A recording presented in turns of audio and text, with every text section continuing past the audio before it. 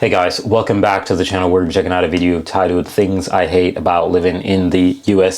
Yeah, without further ado, man, let's go right into this video and let's see if I agree or disagree, because there are a lot of things that I do not like about the United States, but there are a lot of things that I love, absolutely love, would never trade it in for anything else that I could find in any other country. However, that's just how life is, and that's just how life will always be. I'm pretty sure there are things that Europeans could probably think of that would be like, you know, that in America is nice, but I wouldn't still want to live there. I understand that, right? But yeah, there are quite a few things also in Europe that architecture, amazing, right? The lifestyle, amazing, right? And those are things that I absolutely love about Europe. But either ways, we're going to be checking out the things that this person hates about the United States, and let's see if I agree or disagree. Without further ado, man, let's go right into this video. Thank you for watching. And yeah, without further ado, man, let's go right into this video again. America.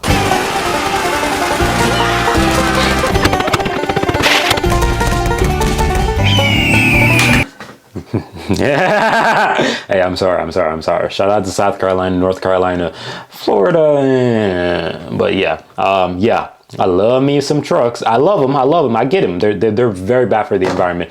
But good God, raising them up. I was a huge monster truck fan when I was a child, and yeah, it's just something I really absolutely love.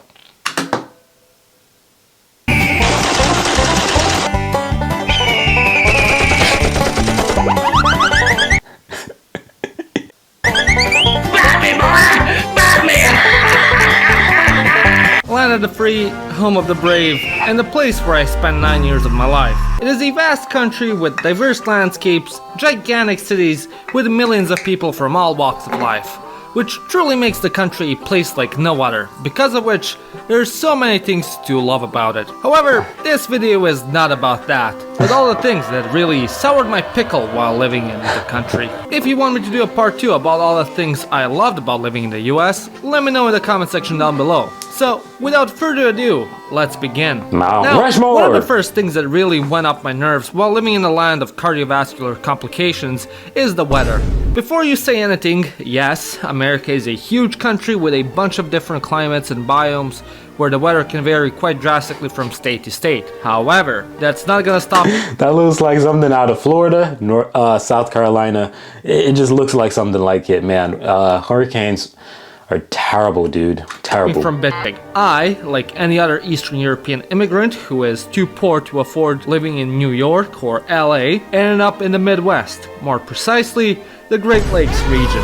And the absolute worst part about living there was the goddamn weather. If you're a person whose favorite season is winter and watching it outside of your window while snuggle up in your little blankie with a hot beverage by your side, after moving to the Midwest you will despise it with a passion. On average, each winter the region gets between 100 to 120 centimeters of snowfall. If it gets hit with a polar vortex, like it is often known to happen, you can expect even more, going anywhere between 254 to 317 centimeters. And let me tell you, there's nothing like seeing a bunch of this white bullshit falling from the heavens that...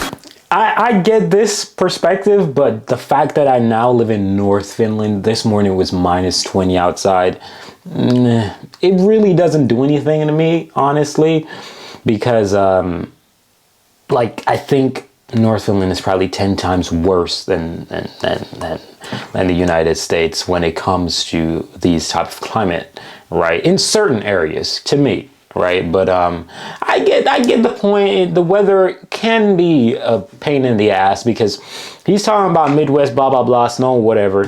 He's not talking about South Carolina and Florida when they're getting slapped by hurricanes, right? And it's devastating. So the weather in the United States can be absolute shit.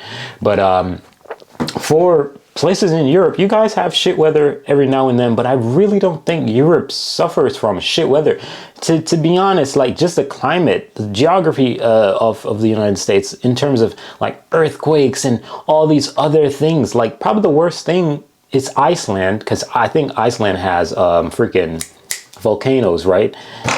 But outside of that, does Europe really get freaking earthquakes and shit like that. I don't know that. And hurricanes, y'all, I don't think y'all get that at all. So I don't know, maybe you guys do have a better climate, to be honest. Maybe, I don't know. Let me know what y'all think.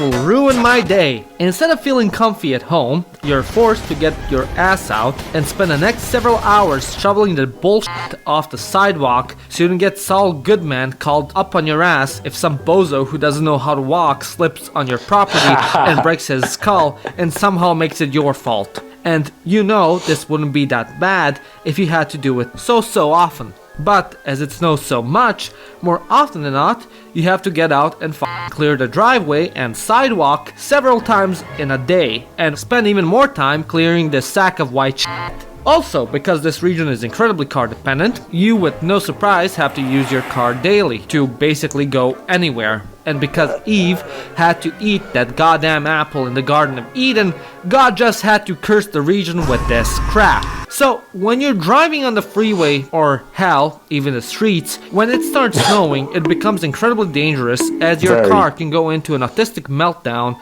and crash into the closest traffic light or highway ramp. So, on a somewhat daily basis, in your commute, you can see turned over cars in the winter that lost control. Yeah, but I don't think these tires are studded or winter tires, if I'm being honest, because if they were studded or winter tires, that would not happen. Plus, I've had my own winter incident where I actually went right off the road. But yeah, I was quite lucky, thank God. Whew. Yeah, I could have died because I was coming off I don't know what you call them, but I'm gonna call it a minor road for now. And then you had the main road, and then you had the minor road, and I was coming off the minor road, and I was going to get on a road where you drive 100 kilometers. And yeah, when I hit that brake, yeah, the car wasn't stopping, so it was I was like, okay, let's die. Yeah, I was literally like preparing for it because the car was like sliding for a while, and it was like and it was just slowly going, and then I got across the street, boom, right into a snow pileup, and the car stopped, and I didn't get hit by a car. And then the car stopped, and then the lovely Finnish people were like, "Is everything okay?" I was like, "Yeah, dude. Kind of shitty though." Due to the ice and snow on the roads. And of course, the city service do clean the snow and defrost the ice. But again, it snows so frequently that sometimes there's just that risk of that happening. Because of which, I perfectly sympathize and empathize with this man who used a flamethrower to clear this white crap off his driveway. I salute you, Kentucky man. And of course, a lot of parts of America don't even have snow. However, they have the sun and scorching temperatures that even melts the street signs. Unless you live in a certain couple of spots with perfect climate in the country, you most likely will have some grievances with nature. Now, I'm sure this one's gonna ruffle up some non-existent feathers, but at the end of the day, it's my video and I can talk about whatever I want. And no, Dad, it's not just a phase. YouTube is a real job. I don't want to go into finance. You can't make me.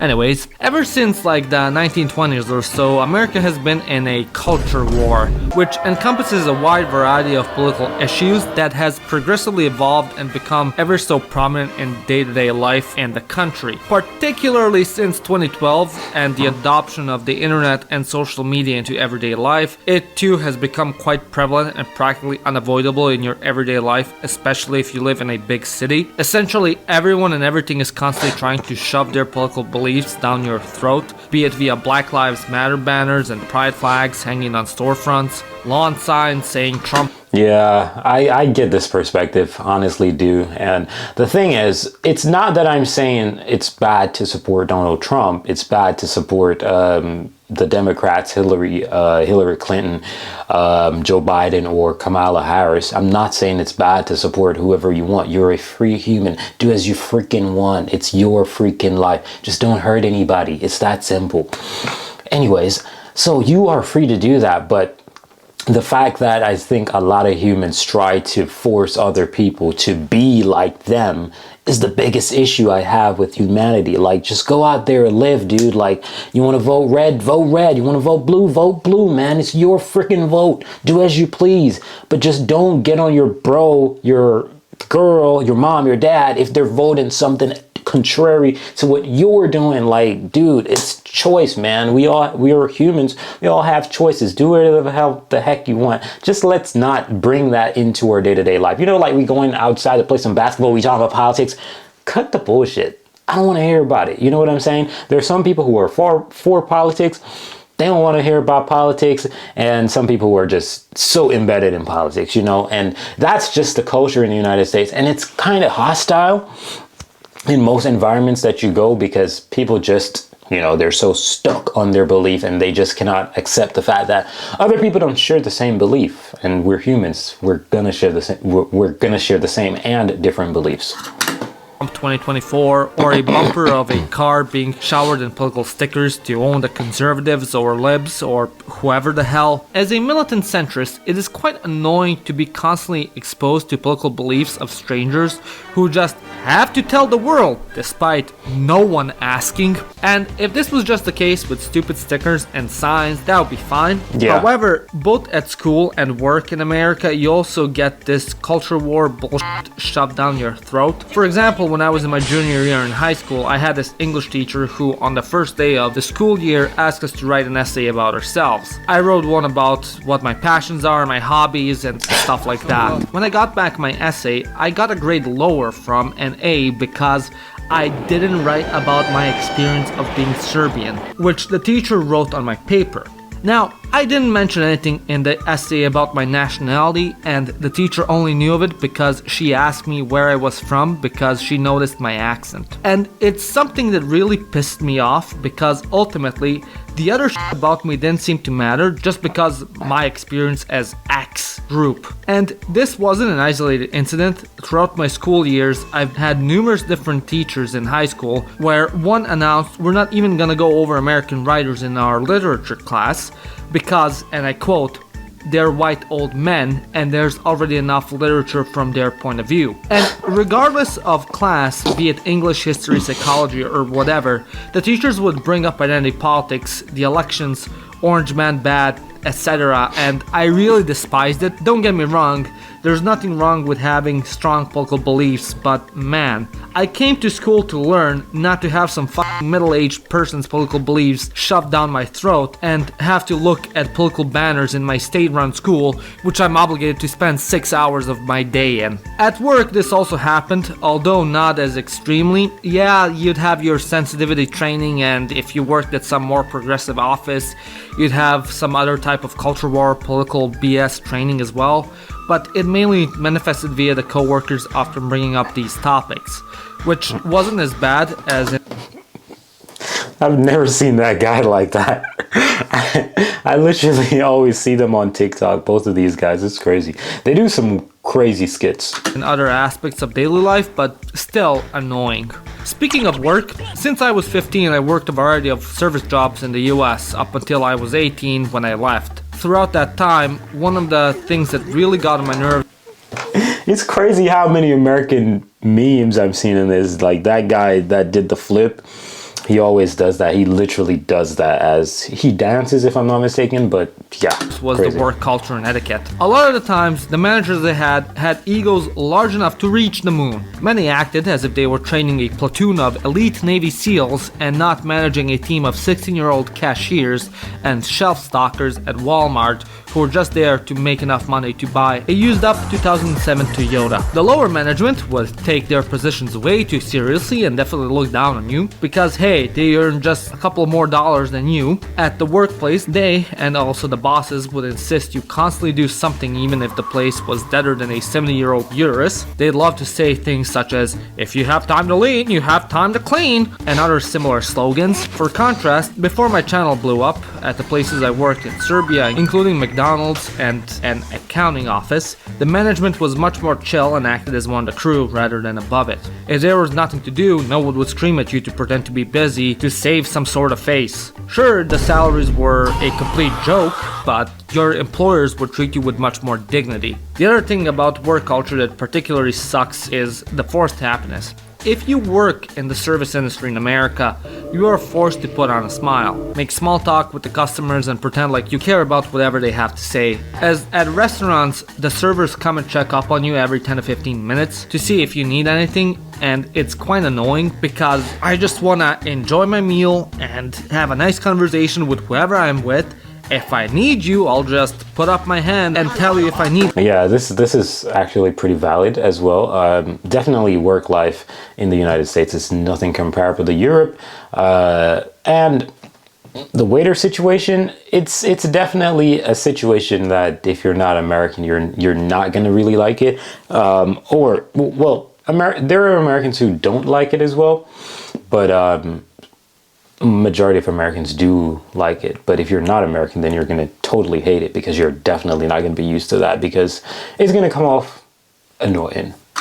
Anything. Meanwhile, in retail, a lot of the time, if you work in some major department store, you're forced to try and sell their credit cards to customers even though neither you nor them give two shits about it. The business and services in the US are quite efficient, especially compared to Eastern Europe, but the work culture is a bit toxic and quite stressful, which overall makes it quite a bad experience. Oh shit, cook! Goddamn, oh shit, soda, cook! Hey, cook, we got the... Why have I seen 90% of these things in here? I remember this though. Goddamn minutes to call here, so. I'm European, you knew this was coming. I know you've heard this criticism a million times by European liberals who have EU flags next to their name on Twitter and revel in the smell of their own farts. However, again, it's my video and I can bitch all I want. Anyways, the vast majority of cities in America are car-centric by design. If you want to go do anything, you gotta sit in the car, otherwise prepare to walk 30 to 40 minutes to the nearest grocery store. This aspect in particular can be quite a pain in the ass, especially if you're not old enough to drive or can't afford a second car in your household. Yeah, they're old enough to drive. Where are you going at 15? Where are you going at 15? You're not. In America, you're always old enough to drive. Where are you going at 15? I don't know. 15-year-old going out by themselves is crazy. I mean, you can go down the park, play some hoops or play something, go swimming or something, but where are you going at 15? Nah, that ain't happening. Usually exists a bus system, but the bus usually comes every 20 minutes, and because the cities are so spread out, a lot of the time you have to switch buses, which can take quite a bit of time to get to your desired destination. Still, beats walking, but again, not ideal. Also, it can also be quite of an inconvenience and even dangerous if you decide to go out to a bar with friends, because you have to drive back home. Getting drunk at a bar can end in several ways. Number one person is designated as the designated driver and can't join the fun. Number two, you have to call a taxi/Uber to take you home and spend a chunk of change on that. Or number three, run the risk of drunk driving, which can endanger you and especially others. Because of this, that's illegal, bro. What the hell are you doing? In the rural areas, drunk driving is a particular issue. What really sucks about this is that not all parts of the city are like this. In the older historic parts, the walkability still exists, as there are mixed commercial and housing zones. However, a lot of this housing is single-family homes, which were great up until World War II, but after the baby boom, the new populace was forced out into the suburbs and by default condemned to the car. Also, cities like New York and San Francisco are extremely walkable and prove that such a system can exist in the country. A lot of people also really advocate for the zoning laws to change and for more dense housing to be built to allow for this change. However, the same people, when faced with having the zones in their neighborhood be built, suddenly become NIMBYs and completely backtrack. Overall, this was quite frustrating at times and definitely not something I miss. Last but not least, we have the cities themselves. Of course, America, again, being a large and diverse country in almost every aspect possible, also has a variety of interesting and amusing cities to live in and visit. However, the majority of the cities and towns outside of either the coasts are practically copy-pasted and extremely boring. The architecture is quite uninspiring, being either modern glass skyscrapers or basic single-family. I can't lie, he's right about the copy and paste thing, because if you go to like Orlando, Florida, there are buildings there that you would look at it and you could actually take a picture of it, right? Unless you know this building by so much details. You can take a picture of that and you can actually copy and paste that picture in a place like, let's say, New York, and you know, you would not really be able to just be like, oh yeah, that's over there in Orlando. That's a fact. That is a huge fact, because it's like a copy and paste situation. Just like housing in the United States, you can literally see it here on this little piece that I have. The houses are pretty much copy and paste. So it's like every house looks quite similar to the family houses. other one. If you're in a more chic neighborhood with cafes and artisan shops, practically every building looks like a Minecraft house except with a brick exterior instead of wood. In addition to this, unlike many European cities where you can walk around and do a lot of activities for free or for a very low cost, in the majority of the cities in the US, the majority of the entertainment has to be paid for. Sure, you can walk around downtown and the park, but again, because the architecture is so uninspiring, this gets old pretty fast. And yeah, those would be some of the things that grind my gears about living in America. It certainly wasn't the lifestyle choice for me, but it is for many others. Let me know what you think. What aspects of living in the US do you not like? Which do you? I think his points were quite valid. He spoke about walkability, work culture, weather. Whoa. Culture war. Yeah, culture war. I think his points were quite valid, and I absolutely, the weather part, not for me. I think the weather part is the only thing that I would not co-sign on. The culture war, yes, that is something I would absolutely agree on. I think in the United States it's too hostile regarding a lot of different beliefs in culture. Like, we can share different beliefs, and it's not that important to be so personalized so open with your personalities and, you know, your personal beliefs. It's not that necessary, because at the end of the day, you know, sharing too much only makes people look at you differently. It's like, you have a wife, you have a husband, you don't need to go to to work and tell what you made for breakfast. If you made breakfast for your wife, or if you made breakfast for your husband, who cooked the breakfast? You don't need to do that. You do that, people start to look at you different at work, and then people start to influence your relationship at home, because they're gonna be like, you're cooking for your wife? I thought women did the cooking. You're cooking for your husband? He's only using you. That's what you're gonna get, right? There are gonna be some people for it, some people against it, and that's gonna just bring chaos in your relationship. And that's exactly what I think is going on with the culture wars in the United States. Too much hostility, too much talk about your private, personal life and your personal beliefs. Too much. Anyways, work culture, definitely that one is a severe thing. And plus, a lot of teens, you know, go to stores to get a job, and you know, it's shit. He's absolutely right about the managers. They act as if they own the damn store. Facts. And then the walkability, there are some cities you can walk in the United States, but for the most part you can't do it. If you grew up in the suburbs, you gotta have your folks and your mom and dad. You're like, oh ma, could you take me here? Oh mama, or whatever, some dumb shit like that. If you're gonna go to somewhere that is, you know, not close to home, obviously. But yeah, it's pretty cool that you can get your license at a particular young age and you'll be able to travel by yourself. However, public transportation is definitely not something that is very accessible in the United States, depending on where you live, which is majority of the country. Either ways, guys, thank you for watching this video. I'm out of here. Peace.